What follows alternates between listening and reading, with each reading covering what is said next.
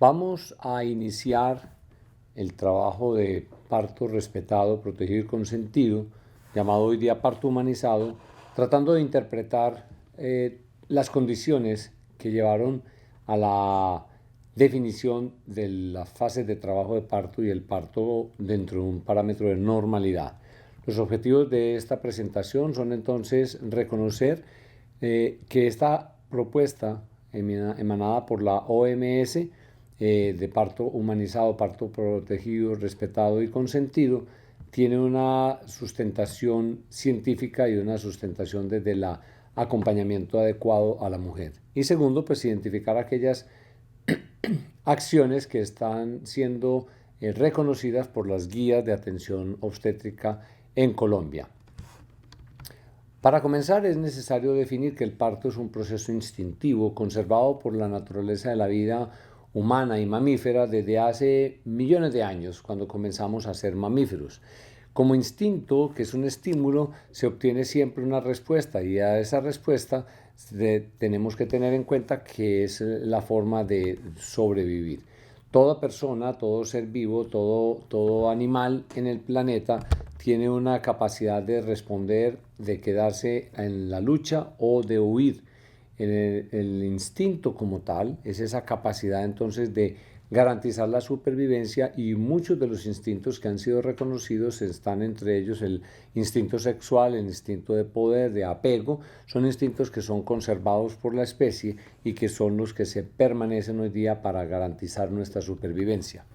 Primero que todo, tenemos que entender que el parto humano es un parto de placentados, y la placenta comienza a formarse hace 65 a 250 millones de años atrás, y en ese momento la fusión de la membrana coriolantoidea, la llamada placenta, por no formarse en ese momento de la época evolutiva, la cáscara, se genera una interacción, estrecha correlación entre el bebé y la mamá, y esa estrecha correlación conduce en el tiempo, en la evolución, al desarrollo del cerebro humano. Esa conexión facilita entonces el desarrollo del cerebro por el paso de sustancias que solo y exclusivamente presenta de manera muy característica la placenta humana.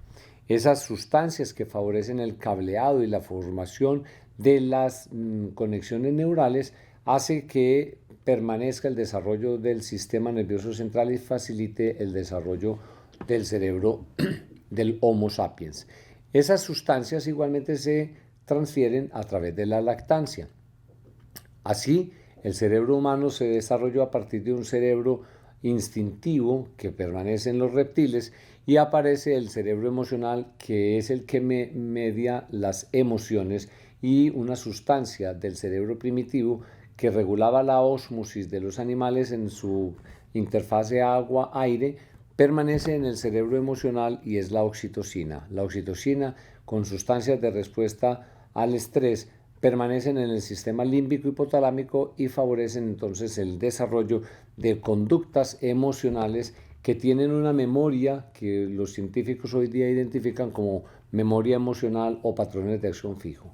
Es importante reconocer que la emoción y el instinto soportan el parto de los mamíferos, específicamente de los humanos, porque establece toda la cantidad de emociones y de vivencias del momento, y quedan grabadas en nuestro cerebro como patrones de acción fijo. Los estímulos que vienen por los órganos de los sentidos entran a un sitio muy particular del sistema límbico hipotalámico, que es la amígdala, y de allí se hace un censo rápido a nivel de la ínsula, y esos estímulos de reverberación generan un pequeño circuito que se llaman patrones de acción fijo, que es lo que le da la característica a nuestro comportamiento humano como tal, que hoy reconocemos en el momento del parto. Dos estímulos son importantísimos de tener en cuenta en el momento del parto y en las emociones humanas. Son el estímulo olfativo, que es mediado por feromonas, que son distintos tipos de feromonas, tanto para la atracción como el rechazo sexual. Y hay una hormona específica o hormonas emanadas entre el bebé y la mamá, que se intercambian durante el momento del reconocimiento a través del epitelio olfativo. Y el otro estímulo que genera profundos patrones de acción fijo emocionales es el estímulo visual, que es fundamentalmente mediado también por la oxitocina y genera lo que los sociólogos llaman la confianza. Esa confianza que se establece por la mirada visual son fundamentales junto con el instinto y el estímulo olfativo para generar esa primera relación de apego y de relación social que se encuentra la mamá con el hijo. En el momento de la condición del nacimiento, las emociones vividas durante el momento del parto generan entonces un primer reconocimiento de empatía entre la mamá hacia el bebé, que genera luego una relación simpática y una protección de la mamá hacia ese ser indefenso que lo conocemos como altruismo. Distintas formas de altruismo se han identificado, de empatía se han identificado, y la más importante es la amabilidad empática, lo que es el altruismo, o sea, la capacidad de sacrificar o de entregar parte de todo lo que se está viviendo en ese momento para la protección de ese ser. Por lo tanto, el parto humano se debe entender como un parto que es la proyección de instintiva desde el momento de intimidad sexual, y el parto pasa a ser un momento de la vivencia sexual de la mujer.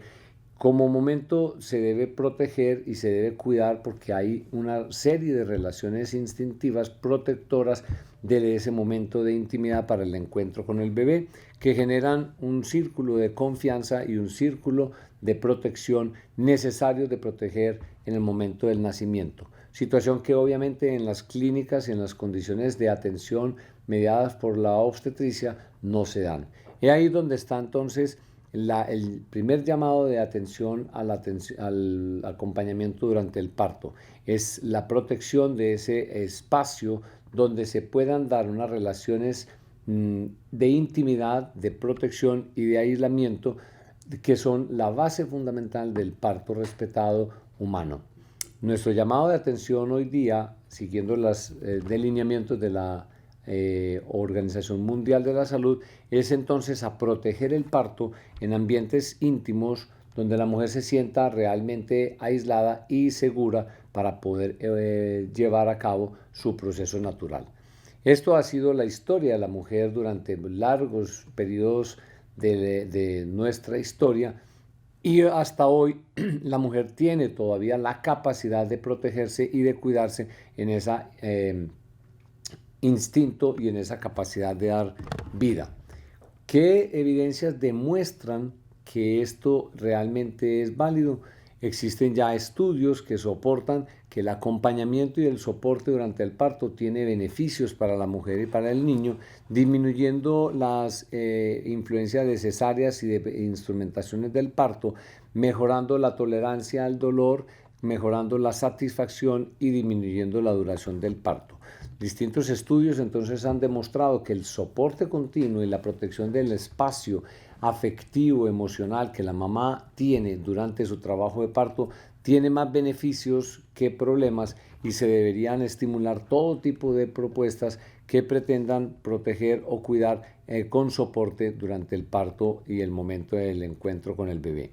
La OMS entonces advierte que estas recomendaciones que se hacen hoy día para el parto respetado, protegido y consentido deben aplicarse en todos los sitios de atención obstétrica, y está basado en 3 principios. En un principio de dignidad, lo que nosotros queremos reconocer como el respeto a los derechos humanos sexuales y reproductivos, como unas prácticas saludables, o sea, aquel conjunto de acciones protectoras, cuidadoras, y por eso decimos parto protegido, donde se debe dar información, se debe permitir la autonomía y la confianza de la mujer durante el momento del parto, y en el sentido final que el parto sea un parto natural, que igualmente siga los parámetros de la normalidad, que es lo que los médicos habitualmente esperamos durante el resultado del parto.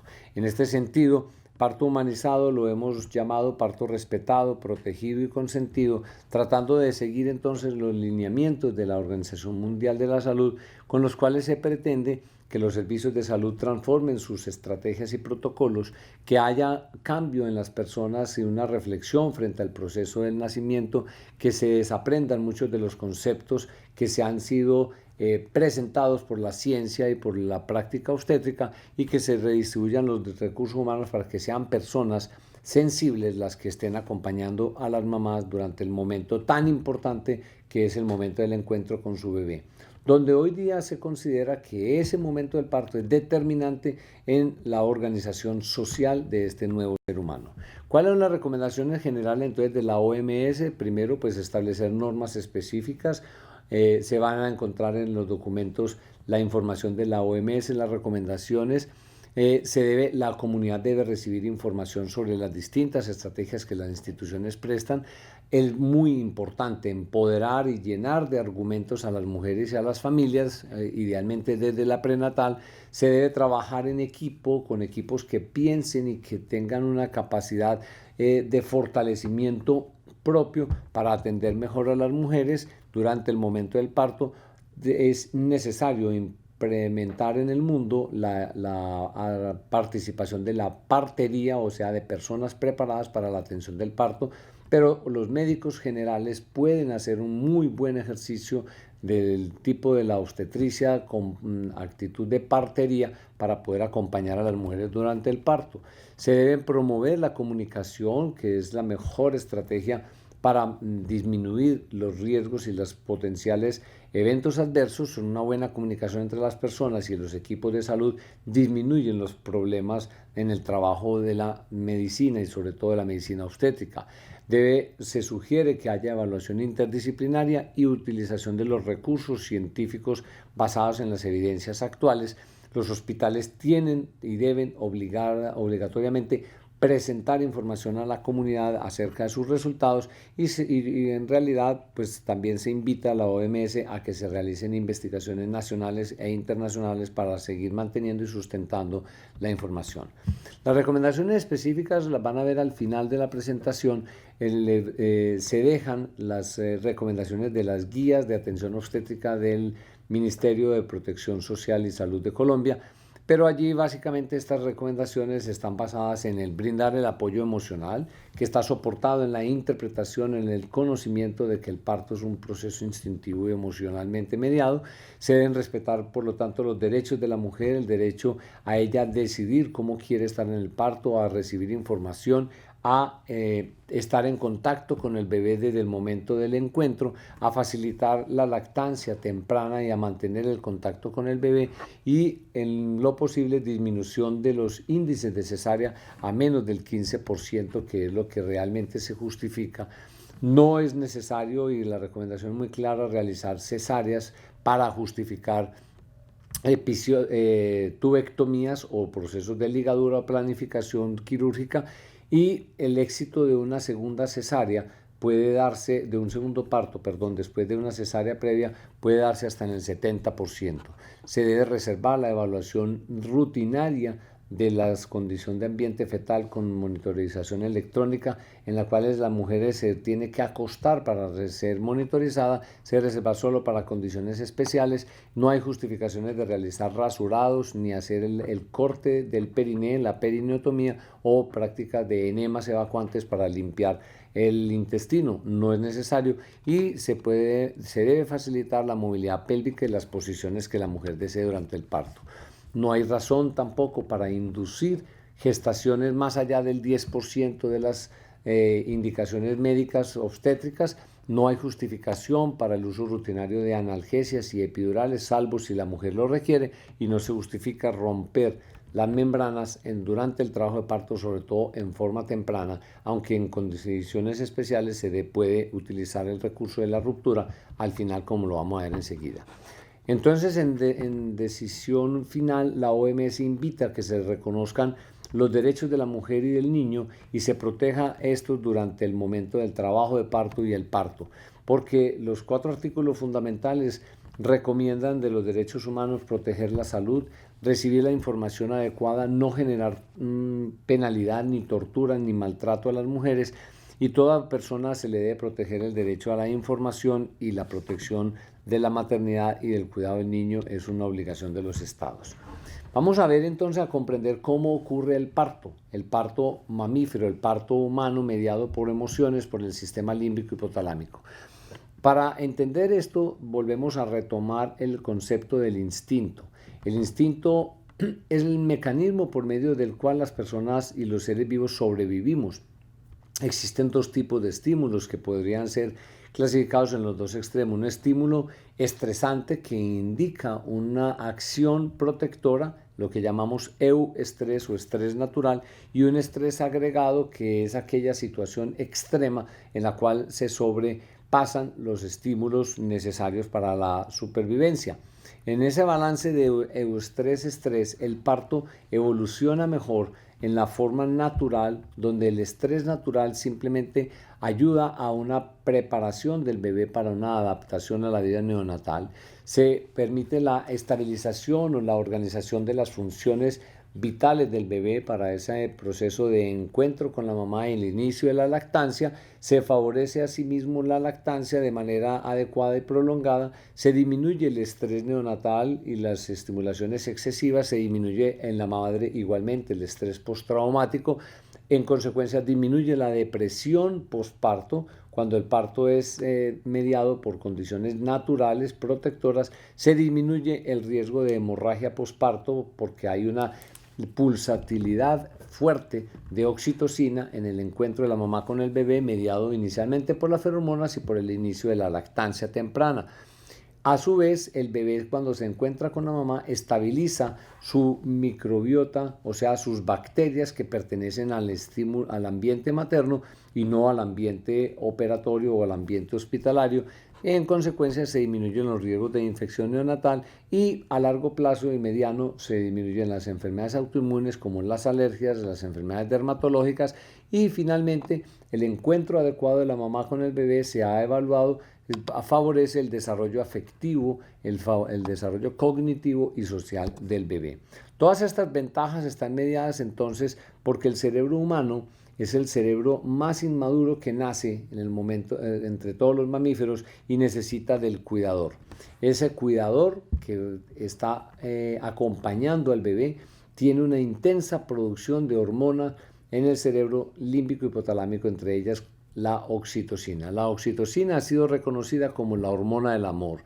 Es la hormona que hoy día se le reconoce sus cualidades para mediar la socialización y la sexualidad. A su vez, es mediadora del reflejo de eyección en el momento del expulsivo, que es el mismo reflejo de la eyaculación y el orgasmo en el momento de la vida sexual, y que se presenta igualmente ese mismo reflejo durante el momento del parto. La oxitocina, a su vez, es una hormona mediadora del control del sistema simpático y tiene potenciales efectos analgésicos. Promueve conductas de calma, de sedación, de sanación. Es un neuromodulador excelente, mejorando la plasticidad y disminuyendo la mortalidad neuronal. Y es un mediador de las conductas sociales, como son el afecto, la confianza, la verdad, la compasión, la calma y la pacificación. Además de ser la hormona encargada de regular la función contráctil del útero, de favorecer la eyección láctea y de reforzar el estímulo a través de las endorfinas. ¿Cómo se establece este circuito de hormonas para el momento del parto?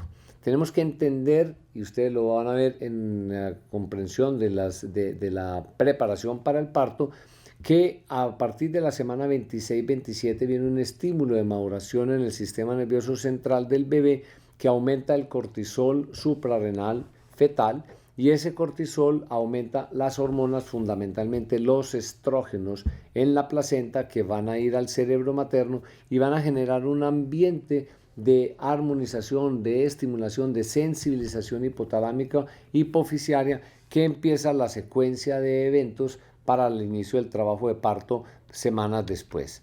Cuando las contracciones comienzan después de la semana 37, el estímulo contráctil, que puede ocurrir semana 37 a la semana 40, incluso hasta la 42, genera una sensación dolorosa.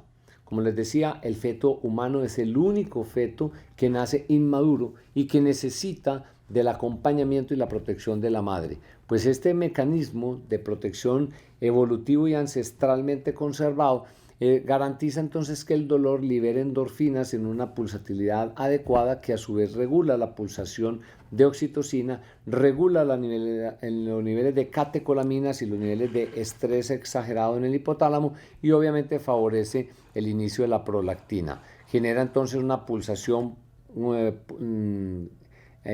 rítmica de la oxitocina que a su vez va a generar el trabajo de parto normal. Cuando se pone oxitocina exógena, que es lo más común que ustedes pueden apreciar en distintos sistemas de atención obstétrica, el excesivo uso de la oxitocina sin necesidad genera dolores y contracciones intensas que van a generar un estímulo de sobreestrés, o sea, un disestrés a nivel hipotalámico, liberan grandes cantidades de endorfina y esta pulsatilidad mayor de endorfinas bloquea la pulsación de oxitocina porque disminuye el efecto protector y porque aumentan los niveles de catecolaminas en respuesta a ese estrés.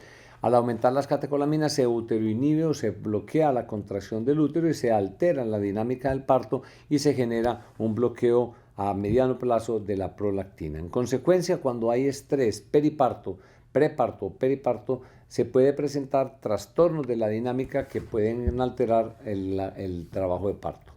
¿Qué dice la OMS frente a lo que está ocurriendo en la dinámica del parto hoy día en los sistemas obstétricos? Generalmente lo que se reconoce es que la mujer ha perdido la protección de sus capacidades para parir porque hemos introducido a la mujer en sistemas de control médico y hemos perdido de ella su capacidad de mantener su privacidad, su aislamiento, y la hemos convertido de su parto natural en partos normalizados, en los cuales hemos intervenido desde la hospitalización desde el siglo XIX, cuando empezamos a introducir a las mujeres a las clínicas para la atención segura de las mujeres en el parto, y implementamos luego las tecnologías para la monitorización en el siglo XX, alrededor de los años 70, y entonces el parto normal, el parto natural, se convierte en un parto sin privacidad, un parto mediado y controlado por los médicos, en los cuales se pone en la balanza el resultado económico frente al resultado temporal del parto. Cuando hemos llegado a este punto, estamos quitándole realmente a la mujer el derecho a parir con naturalidad, con libertad, como ella está preparada en términos económicos y en términos de tiempo, mediado por los sistemas de salud. La OMS, ¿qué dice? Dice la OMS recomienda que los partos deben ser normales, se esperan partos normales hasta en el 90% de los casos. En general, en la mayoría de las comunidades en el mundo, el 70 al 80% de los partos pueden ser normales y solamente se acepta que entre un 20 a un 30% tengan problemas, y en las situaciones más extremas, cuando la mujer no es reconocida, van a tener más problemas. Y de ello se desprende que solamente el 10 al 15% hasta el 20% máximo sean los índices de cesárea. ¿Cómo se debe brindar atención a una mujer en trabajo de parto? Lo primero es considerar que la OMS reconoce que la mujer es un ser vivo en condición inestable, potencialmente inestable, y que la mujer o familia gestante debe ser evaluada en los primeros minutos al ingreso a la institución. Se deben evaluar los signos de alarma, las condiciones clínicas, las condiciones de trabajo de parto y las condiciones fetales. De allí se desprenden dos resultados: que la mujer esté en una urgencia, y como ustedes pueden ver, en una urgencia se considera si tiene signos de alarma ausentes, si tiene condiciones maternas no presentes o favorables en general, y está en fase inicial de trabajo de parto, o sea, no está en la fase activa, como lo vamos a ver enseguida. Pero se debe clasificar emergencia si hay trabajo de parto, sobre todo si es en fase activa, y si está con condiciones previas. Toda mujer que ingresa por urgencias y con estas condiciones debe dársele un manejo diferido, previa explicación y generando confianza en ella, y la que tiene ingreso por emergencia, pues se le debe aplicar el protocolo que merece, en este caso el protocolo de trabajo de parto. Toda mujer que salga de nuestra institución con un trabajo de parto en fase latente debe volverá con confianza a la institución para recibir la misma atención. Por lo tanto, en la salida debe tener las instrucciones adecuadas, se le debe brindar disponibilidad del servicio, monitorización ambulatoria si es necesario, y fortalecer el apoyo familiar. La que ingresa bien sea en el primer momento de contacto con la institución o luego de un segundo triaje, pues se le debe analizar su carnet perinatal del CLAP, que es el carnet donde vinculan todas las condiciones identificadas durante la prenatal. Se le debe analizar la historia actual, elaborar una historia adecuada, solicitar los exámenes iniciales, iniciar el partograma en fase activa y hospitalizar sin necesidad de implementar estrategias que tradicionalmente se han utilizado de rutina, como es suspender la vía oral, no es necesario, o canalizar con líquidos y poner líquidos con el supuesto de mejoramiento de la condición del trabajo de parto. No es necesario realizar monitoreos electrónicos, sobre todo parar la dinámica del trabajo de parto acostando a la mujer, y solamente los exámenes de base son los exámenes que el protocolo institucional defina. Generalmente son un hemograma, la serología y la actualización de los exámenes que hayan faltado durante la prenatal. Las mujeres en el trabajo de parto deben ser evaluadas cada 30 minutos con fetocardia, con signos vitales, y se le debe permitir que ella adopte la posición que desee durante el trabajo de parto. La literatura demuestra que no es necesario restringir los líquidos y que los resultados en estudios que se han realizado bien controlados, no hay diferencias significativas en relación con la cesárea o parto y en cambios en el Apgar, o sea, en el resultado fetal, cuando se suspenden los líquidos o cuando se les dan los líquidos.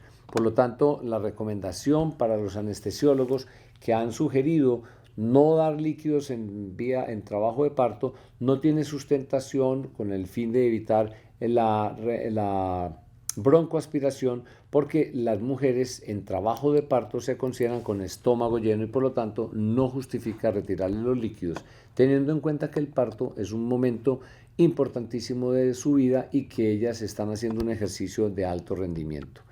Los líquidos intravenosos no tienen ningún objetivo hoy día en la práctica obstétrica, salvo si no hay condiciones específicas. No es necesario suministrar líquidos, no hay mejorías ni hay resultados, por lo tanto no se recomienda suministrar de manera rutinaria, y si no hay indicaciones restrictivas de líquidos no se justifica entonces su uso en el trabajo de parto.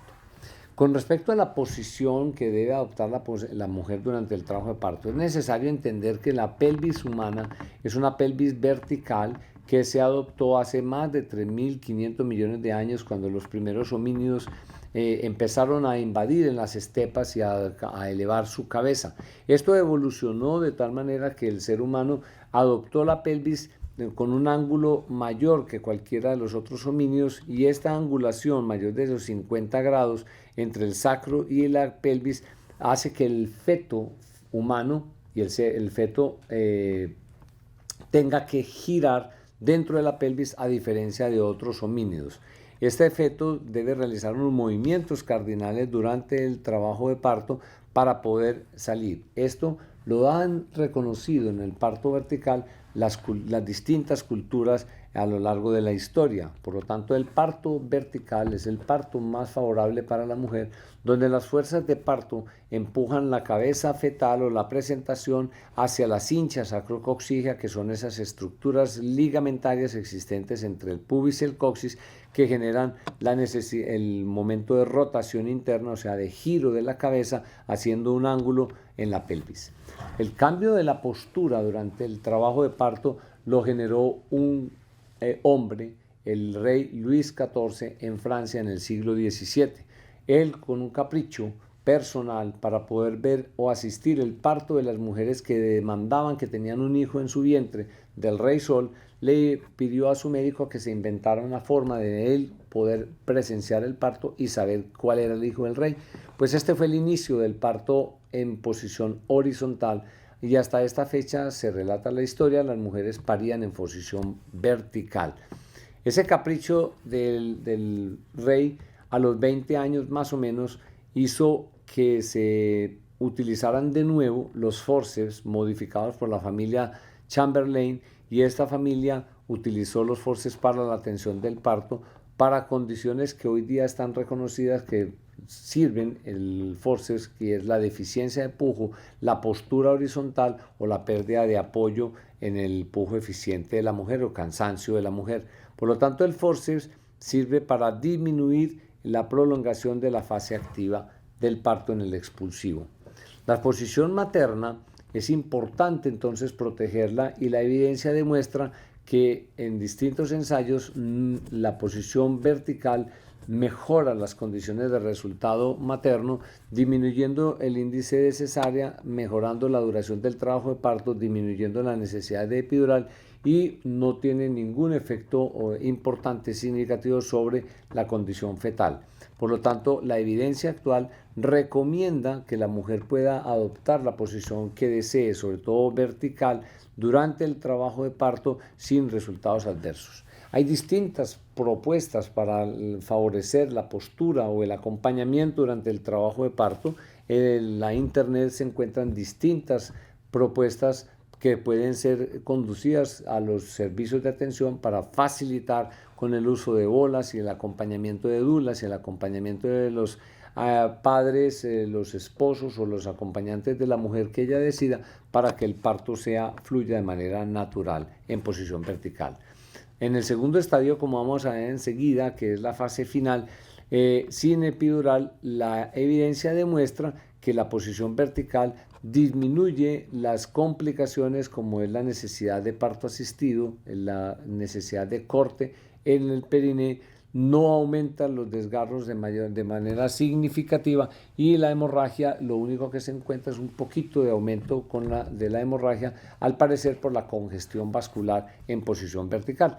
Pero si hay un adecuado acompañamiento, en realidad el parto vertical no genera mayores efectos. Por lo tanto, se recomienda que las mujeres deben protegerse la decisión de asumir la posición que ellas deseen durante la primera etapa del parto.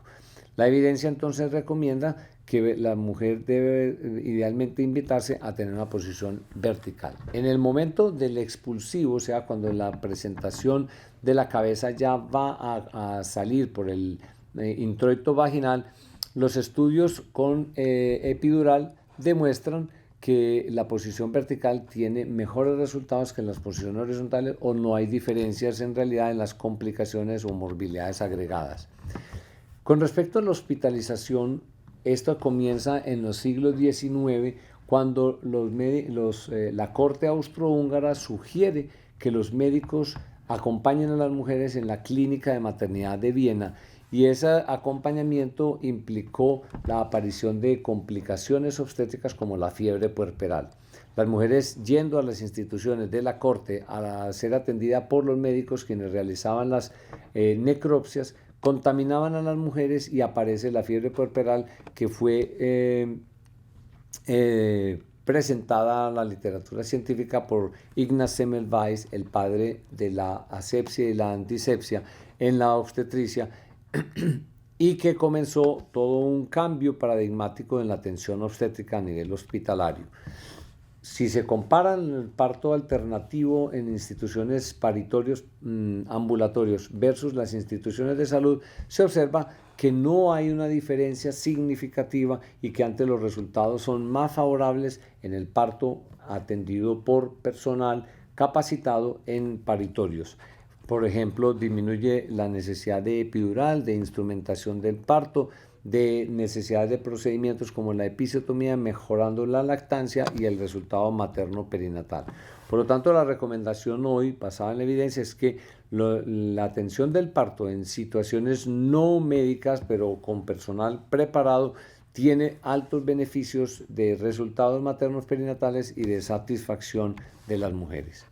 Vamos a entender rápidamente, aunque hay otra actividad organizada para los estudiantes para poder realizar sus prácticas, que es necesario entender las fases de parto. La pelvis tiene 3 estrechos. La pelvis humana, que ya les dije, adoptó una posición vertical, tiene 3 estrechos. El estrecho superior, que va entre el borde superior del pubis y el promontorio, el estrecho medio, que va entre la porción media del pubis y la segunda, tercera vértebra sacra, y el estrecho inferior, que va entre el borde inferior del pubis y el coxis. Observen que entre los 3 estrechos, uniendo las líneas medias de intersección transversal y anteroposterior, se encuentra que hay una curva que se llama curva de parto, curva de Carus, que es la curva que debe seguir la cabeza fetal una vez ingresa a la pelvis. Recuerden que les he informado que el parto humano es el único parto en el cual el feto debe realizar estos movimientos durante el paso en la pelvis. Siguiendo los estrechos superior, medio e inferior, la cabeza fetal se desplaza por la fuerza de pujo y al encontrar la resistencia en esa pelvis, que es como un cilindro curvo, al encontrar resistencia en el estrecho medio, donde se inserta la cincha sacrococcígea, la cabeza realiza los movimientos de rotación. En ese momento, cuando llega al plano cero de la pelvis, la cabeza fetal debe comenzar a descender y esto coincide con la dilatación de 8 a 10 centímetros. Cuando la cabeza fetal ingresa al espacio medio y se alcanza la dilatación de 8 a 10 centímetros, es necesario esperar en ese momento el descenso, o sea, el curso progresivo entre la pelvis media y el exterior.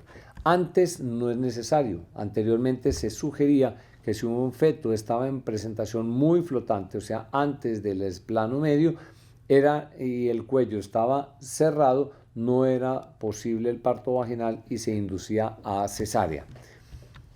¿Cómo ocurre ese movimiento de la cabeza en la pelvis? El feto con las contracciones normales de preparación para el parto de Braxton Hicks permanece por encima del estrecho superior. El feto no va a ingresar a la pelvis si no tiene las contracciones fuertes del trabajo de parto. Las contracciones de Braxton Hicks, que son contracciones no dolorosas, que aparecen después de la semana 28 o 30, que van progresando, lo único que hacen es modificar el cuello, haciendo que el cuello se acorte, se disminuya en su distancia. Pero cuando ya las contracciones se van volviendo fuertes al final de la gestación, después de la semana 37, el bebé va recibiendo un empuje desde atrás hacia adelante que hace que el mentón gire hacia la porción del pecho y obviamente el occipucio, que es la fontanela posterior, gire a ubicarse en la porción anterior, definiendo lo que se llama el vértex. El vértex es la porción más descendida de la cabeza fetal en la pelvis y solo después de las contracciones que aparecen durante la semana 37 en adelante, esas contracciones intensas hacen que la cabeza vaya entrando a la pelvis y siga los puntos medios de los planos medios, superior, medio e inferior, sirviendo la curva del parto para finalmente salir por el estrecho inferior. El bebé entonces debe realizar un movimiento interior dentro de la pelvis que se han conocido como movimientos cardinales. El primer movimiento es entonces un descenso que se va dando simultáneamente con la flexión. Como les he dicho, el mentón tiende hacia el pecho y el occipucio, que es la porción posterior de la fontanela occipital, tiende a volverse anterior, presentando la porción más avanzada o vértex como la porción palpable de la cabeza. A medida que el bebé va entrando, va haciendo entonces su proceso de descenso en la pelvis, va encajando en el estrecho, inicialmente en el estrecho superior, que llama encajamiento no verdadero o encajamiento superior, y luego encaja en el estrecho medio, que es el plano de las espinas. Al encajar en el plano de las espinas, encuentra la resistencia de la cincha sacrococcígea, generando entonces una rotación interna. ¿Qué quiere decir una rotación interna? El bebé puede estar en una posición en el plano de la pelvis, bien sea transversa o bien sea anterior, o sea, el occipucio situado hacia un lado de la pelvis o situado hacia la porción anterior, pero rota hacia una posición anterior, más anterior o púbica, para hacer al final, cuando ha pasado el estrecho inferior, una extensión de la cabeza, aplicando el occipucio debajo del pubis y el bebé extendiendo la cabeza, sacando su cara a través de la vulva para finalmente restituirse, o sea, adoptar la posición anterior, la variedad de posición anterior, bien sea occipito anterior derecha, occipito anterior izquierda o transversa, para volver a la posición inicial y presentar entonces la expulsión del hombro, con el hombro anterior en la primera fase y luego el hombro posterior. Cuando el parto se favorece en posición vertical, el hombro anterior no es el primero que sale el hombro posterior, porque este corre por la concavidad del sacro y sale primero como hombro posterior y luego sale el hombro anterior.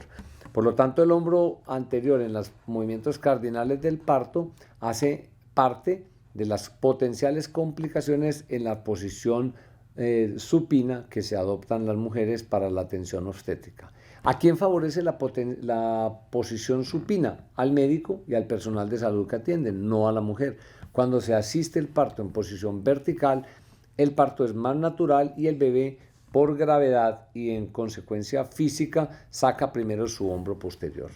¿De dónde surgen todos los parámetros que hoy día seguimos para el trabajo de parto? Del análisis del doctor Friedman en los años 50-60. La pregunta que se hizo Friedman es, bueno, ¿cómo predecir el trabajo de parto? ¿Cómo predecir que una mujer está en trabajo de parto y que el tiempo que va a recurrir de dilatación y de descenso y de progresión es adecuado?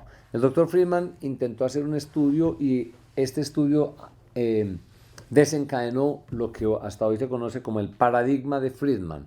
El paradigma de Friedman es que el parto ocurre con unas fases que vamos a estudiar enseguida y que esas fases se cumplen en un tiempo determinado.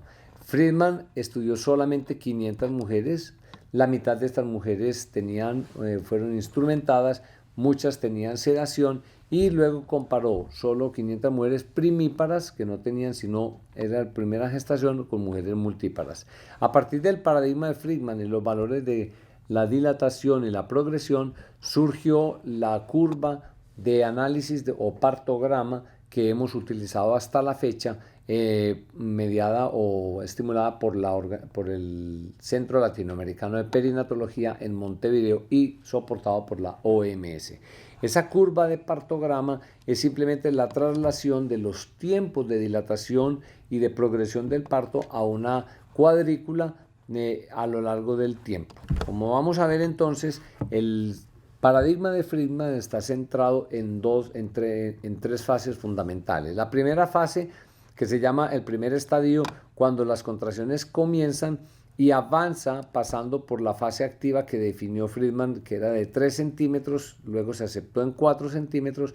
Cuando la dilatación progresa en manera rápida, la fase ascendente de la dilatación, luego sugirió una fase de descenso, o sea, de desaceleración de la dilatación, y hasta acá viene el primer estadio. Por lo tanto, primer estadio del parto va desde el inicio de las contracciones activas para la dilatación hasta la dilatación máxima de 10. Cuando ya viene la dilatación máxima de 10, la cabeza fetal debe descender, entonces empieza la segunda fase, el estadio de pujo o el segundo estadio del parto, en el cual la cabeza fetal debe avanzar y pasar hasta el momento del expulsivo para luego presentarse el tercer estadio, que es la expulsión de la placenta.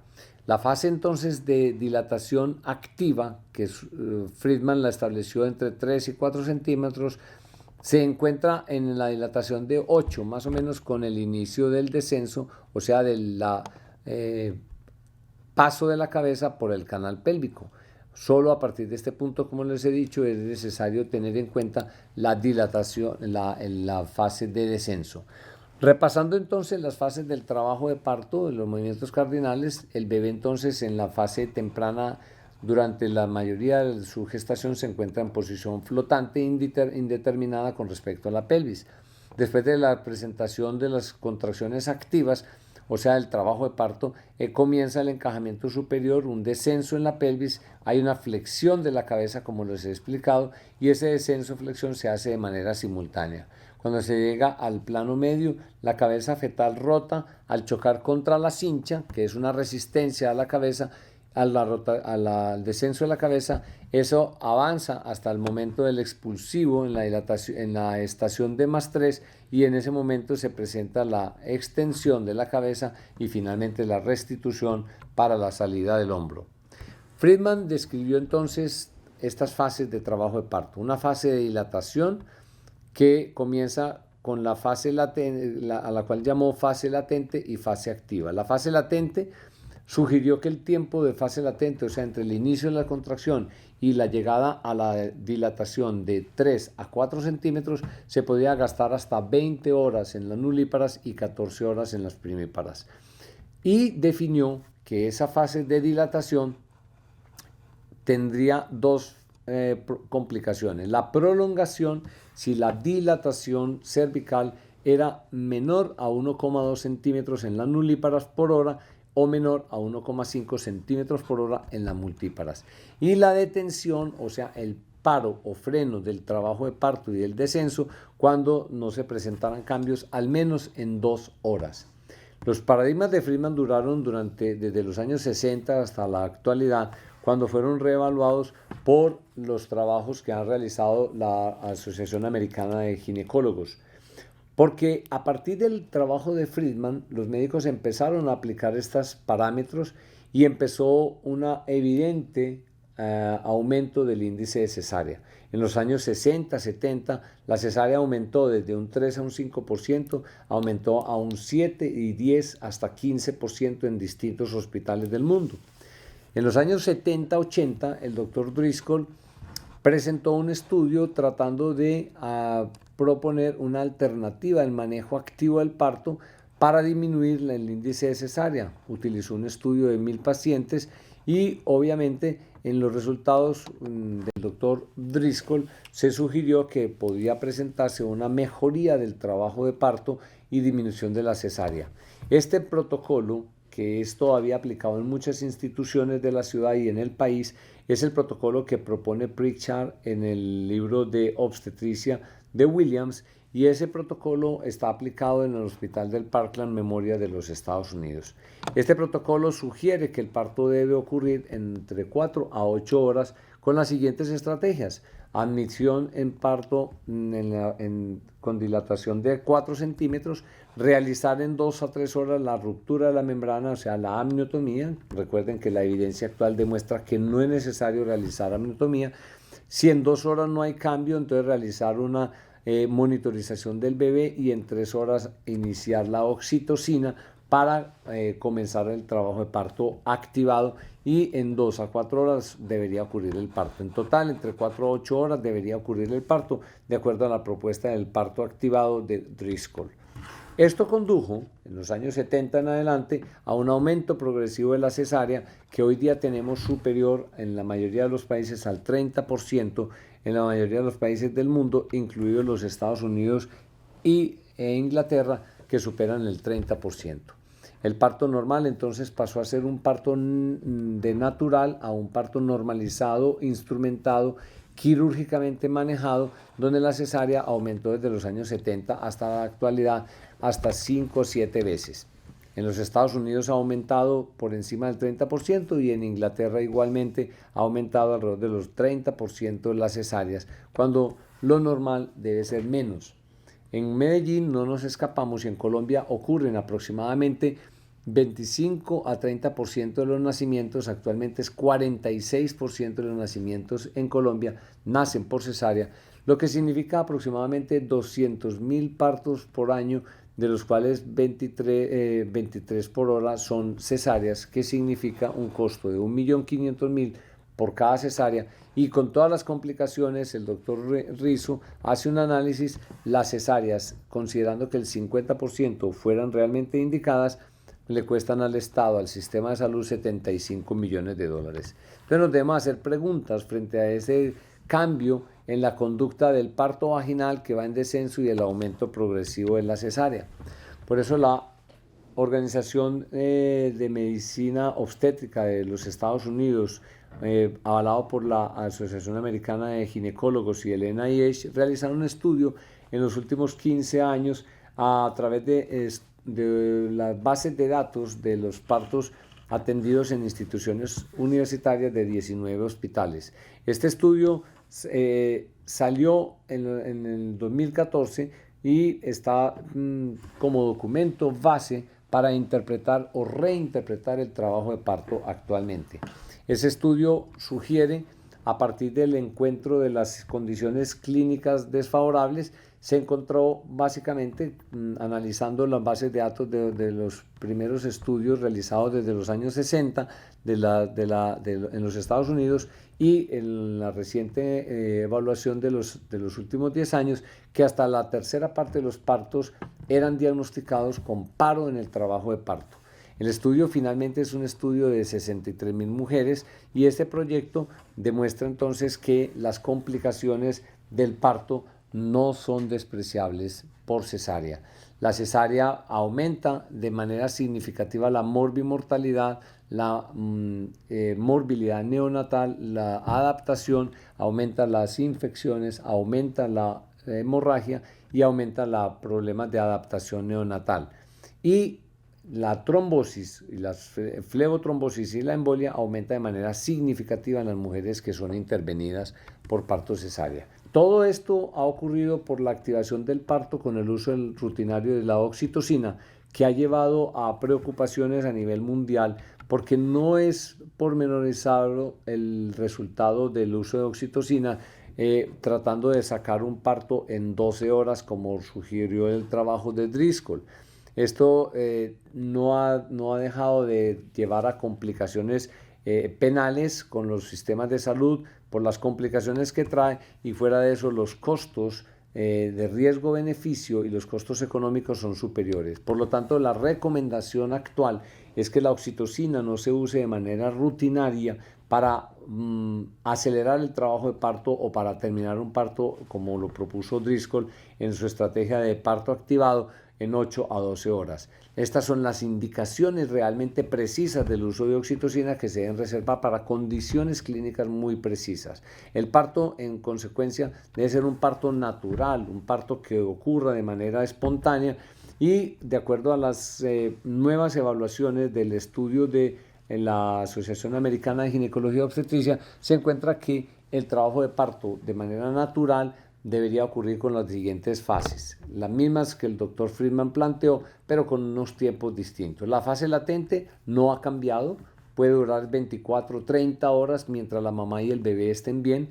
Hay una ligera diferencia entre la fase latente, o sea, desde el inicio de las contracciones hasta llegar a la fase activa.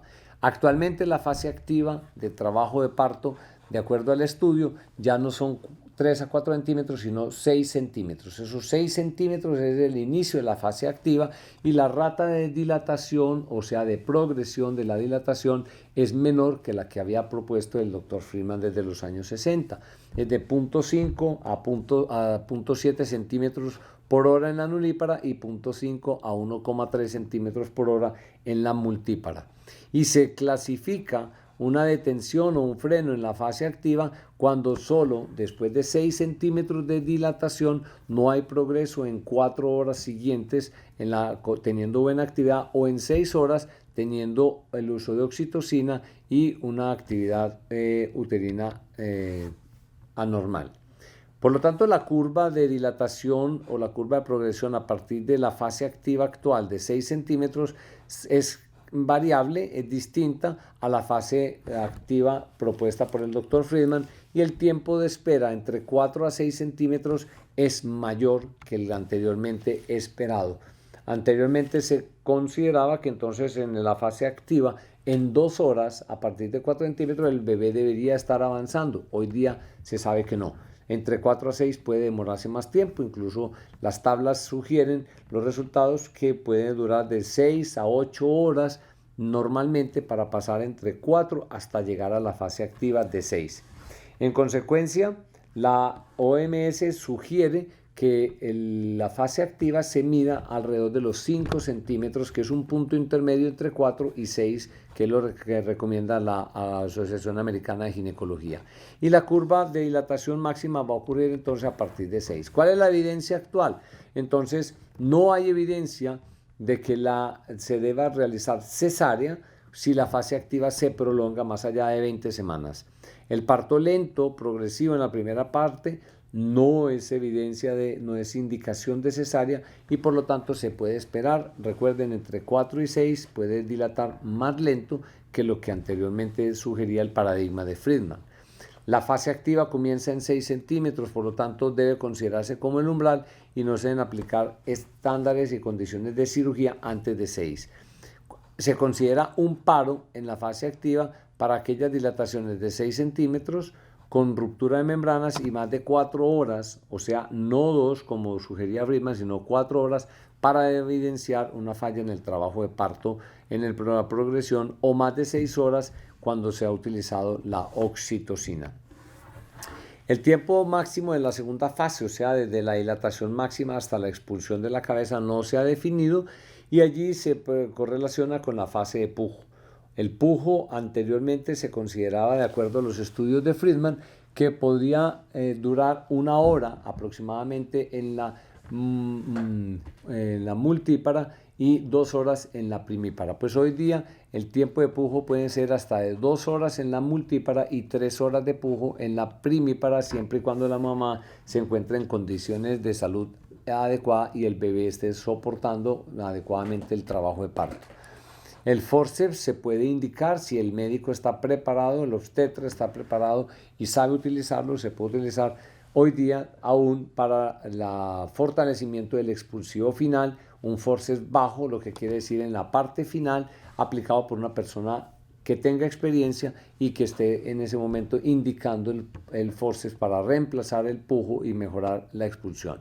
Y cuando la cabeza se encuentra con el occipucio hacia la porción sacra, o sea, occipito posterior, la recomendación actual es que se puede realizar la rotación de la presentación con ayuda a través del abdomen de rotación del bebé para volverlo en posición anterior, o sea, hacia el pubis. Por lo tanto, hoy día el paradigma de Friedman ha sido reevaluado, se plantea una nueva curva de partograma que no es similar a la curva tradicional, que se limita a una curva más concreta y se debe reevaluar a partir de los criterios de freno o de detención. La curva de partograma propuesta por la Asociación Latinoamericana no utilizará sino estos tiempos, y recuerden que estos tiempos son de los parámetros de Friedman que no aplican. Entonces se debe utilizar una curva solamente a partir de 5 centímetros, como dice la OMS, o 6, como recomienda la ACOG, y esta parte inferior del partograma no se debe utilizar.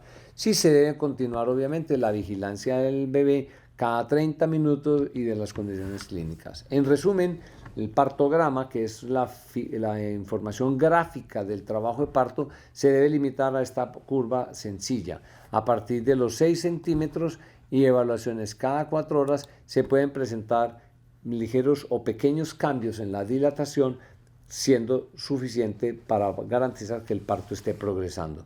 Con solo 1 centímetro de cambio, entre 6 centímetros a 7, o cambios suficientes como pasar de 6 rápidamente a la dilatación completa en menos de 4 horas, es suficiente para decir que el parto es normal. Si no hay esos cambios, si ocurre un descenso o un freno en la progresión, al menos en 4 horas, en esa dilatación y el descenso podría considerarse anormal. Por lo tanto, proponemos utilizar este semáforo como una información visual del parto. En la fase latente no se debe intervenir, salvo si hay una indicación obstétrica o médica, como una preeclampsia, como una restricción de crecimiento, un sufrimiento de un estado fetal alterado. En la fase activa, cuando a partir de 5 centímetros para la OMS o de 6 para las recomendaciones de la ACOG, se debe permitir el trabajo de parto en la posición y en las decisiones que la mujer requiera, como ya les he dicho, sin restricción de líquidos, sin necesidad de implementar de rutina el uso de la epidural y sin procedimientos mayores. Y en el expulsivo se deben permitir momentos de expulsivo más prolongados de 2 horas en la multípara y de 3 horas en la primípara, en posición vertical o en la posición que la mujer lo requiera, siempre y cuando las condiciones de la madre y el bebé estén adecuadas. Con estos parámetros en la cabeza podríamos realmente beneficiarnos de los recursos que hoy día tenemos como recursos tecnológicos, recursos científicos, para brindar los mejores servicios y humanizar la estrategia de acompañamiento del parto.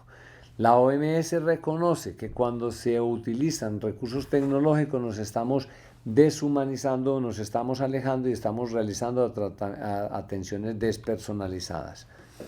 El protocolo es muy importante y una vez nazca el bebé se debe continuar con la aplicación, que lo vamos a ver durante las prácticas. ¿Qué se debe hacer? Durante el momento del nacimiento se debe aplicar oxitocina de rutina para ayudarle a esa oxitocina liberada durante el trabajo de parto natural para que el útero se contraiga y controle la hemorragia. El bebé debe recibir una asistencia temprana, se debe acompañar o poner en el pecho de la mamá, que es el momento donde la mamá va a liberar mucha oxitocina y va a estar en contacto con las feromonas del bebé y viceversa.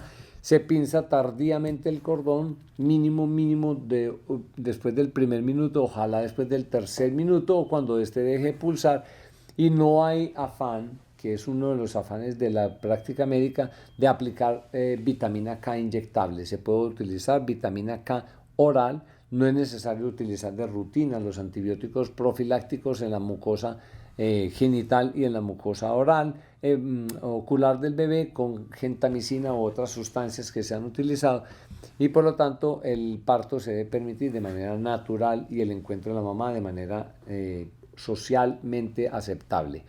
El bebé la placenta viene luego en la fase tercera, el alumbramiento. Se debe facilitar. En código rojo vamos a ver las estrategias para prevenir la hemorragia obstétrica y disminuir las complicaciones. Y finalmente entonces la mamá pasa a una evaluación del postparto, las primeras 2 horas con una estrecha vigilancia, y en las primeras 12 horas se debe acompañar de vigilancia para evitar complicaciones del parto. El manejo del dolor o el control de las molestias durante el trabajo de parto se ha puesto en evidencia que no es necesario el uso rutinario de la epidural. Sin embargo, es un derecho de la mujer. La mujer tiene derecho a pedir una sedación, una disminución del estímulo doloroso, y se han dado distintas alternativas. Las alternativas, los medios más seguros para brindar el control del dolor de las molestias son la epidural y la analgesia inhalada, el óxido nitroso. Las otras alternativas pueden funcionar como paliativos o como efecto placebo, pero no se deben negar los masajes, el baño de agua tibia, los paños en la región pélvica.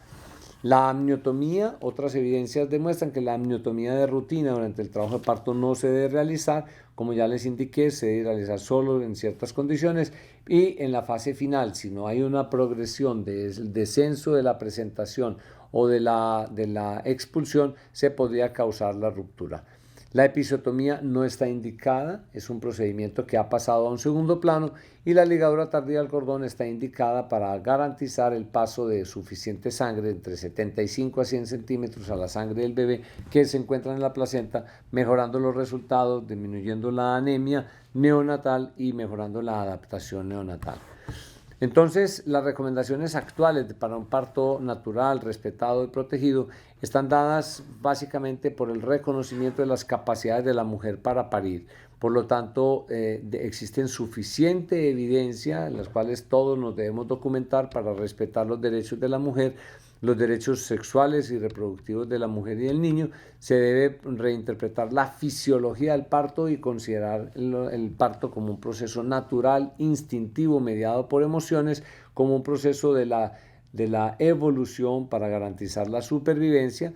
Las evidencias están en curso en el mundo y debe mantener una actualización de las suficientes evidencias para soportar las distintas estrategias que en el parto se han implementado, como son, por ejemplo, la movilización, la información, la decisión del acompañamiento con la dula o la persona más cercana a lo que la mujer considere.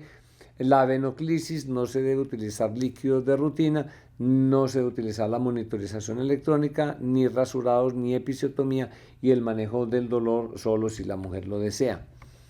Se debe proteger la intimidad de la mujer, ese momento tan cercano para el encuentro con su bebé, porque el parto hace parte es un momento de la intimidad sexual de la mujer, y se debe permitir la libre expresión de su cuerpo, los movimientos, la danza, lo que ella desee, para que pueda tener un parto realmente consentido, un parto humanizado.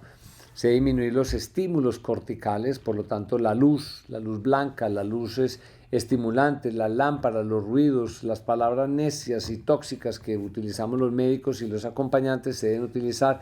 No se debe fomentar el pujo, no se debe inducir el pujo como en apoyo diciendo puje, puje. Simplemente se debe permitir que ella puje de manera natural, y solo en aquellas situaciones donde el pujo no sea eficiente se le debe sugerir cómo mejorar el pujo. Se debe favorecer el ambiente cálido, respetuoso, con una adecuada luminosidad, una luz cálida, una luz tenue y un ambiente acogedor. Se debe propiciar el parto vaginal en posición vertical y garantizar o proteger el contacto íntimo de la mamá con el bebé una vez nazca para que se establezcan la relación de mirada ojo a ojo y el contacto de la piel estrecho en el pecho. Y no se debe separar a la mamá en las primeras 2 horas, que se considera el tiempo de oro para el inicio de la socialización del bebé. Por lo tanto, para terminar, entonces, la historia natural del parto es una historia que hace visible a la mujer, que le reconoce sus capacidades y sus derechos y que reconoce el cóctel de hormonas que el cerebro ha preparado para la producción natural de un parto fisiológico. La oxitocina, las endorfinas y la prolactina que controlan finalmente el estrés sobreexagerado. El miedo, la preocupación, los estímulos, los sobreestímulos bloquean la hormona del amor, la oxitocina, que es una hormona muy sensible. Comprender entonces el trabajo de parto de una manera natural y normal es entender que el parto requiere intimidad, aislamiento y seguridad. Les dejamos en esta presentación, obviamente, la inquietud de qué es lo que ha pasado con la mujer durante el trabajo de parto. Le hemos quitado históricamente a la mujer la capacidad para parir porque la hemos sometido y presionado desde un patriarcado, le hemos inculcado miedo y le hemos omitido su capacidad y su expresión de dar vida. Por lo tanto, nuestro reconocimiento es a la mujer para que pueda realmente realizar o cumplir su función reproductiva con un parto respetado, protegido y consentido, y porque quien no reconoce la historia tiene que repetirla. Entonces, hacemos reconocimiento a la mujer y también al ministerio, quien se ha adherido a las recomendaciones internacionales a través de la guía, y en la guía vamos a ver todas las recomendaciones que hemos hablado a lo largo del trabajo de parto, que surgen del momento de reconocer que la práctica obstétrica con la humanización es necesaria a la luz de la evidencia moderna. Muchas gracias.